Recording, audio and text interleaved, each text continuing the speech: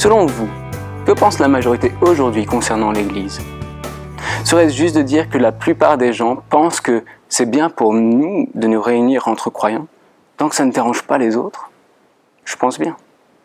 Et en même temps, je pense que l'Église est généralement perçue comme étant insignifiante, qu'on ne devrait pas être trop pris au sérieux vu nos croyances, et surtout parce pour beaucoup de personnes, on est des gens qui ont besoin soi-disant d'une béquille dans la vie. Mais si on est honnête, c'est non seulement l'avis de la majorité par rapport à Jésus qui nous freine dans notre témoignage, mais c'est aussi leur avis par rapport à l'Église qui nous freine. Eh bien, voici ce que Pierre dit à des gens qui se taisent, parfois à cause de l'avis de la majorité, pour les encourager à persévérer dans leur témoignage. Nous lisons en 1 Pierre 2, à partir du verset 4. « Approchez-vous de lui, pierre vivante rejetée par les humains, certes, mais choisie et précieuse aux yeux de Dieu.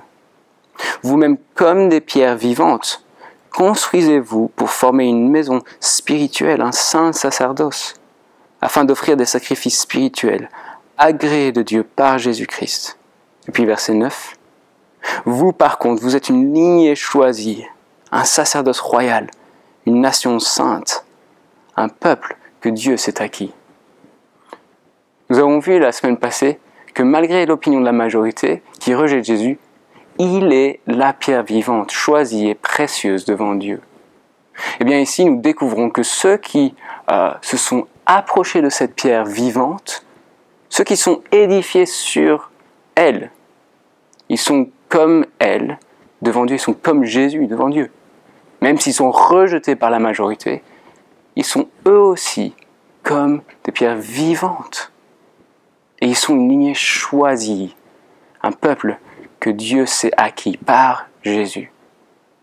En fait, à cause de leur grande rébellion contre Dieu dans l'Ancien Testament, celui-ci avait rejeté son peuple Israël et il a remplacé l'ancien culte physique par un nouveau culte spirituel centré sur Jésus et rendu possible par Jésus. Ainsi, en s'approchant de Jésus, toute personne devient la maison, le temple spirituel de Dieu, qui démontre sa gloire. Le temple où Dieu est présent n'est plus un temple fait de pierres physiques, mais un temple fait de pierres vivantes qui sont édifiées et qui s'édifient sur Jésus.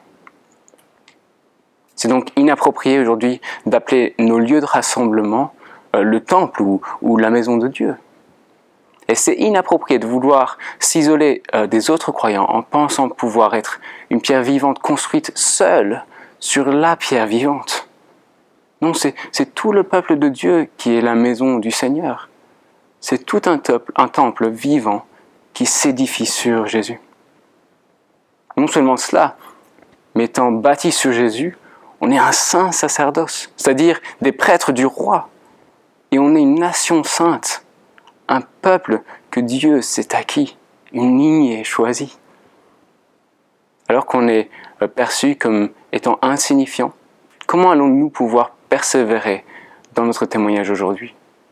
Bien, en se rappelant que Jésus est la pierre vivante, choisie et précieuse devant Dieu, et que par lui nous sommes signifiants aux yeux de Dieu.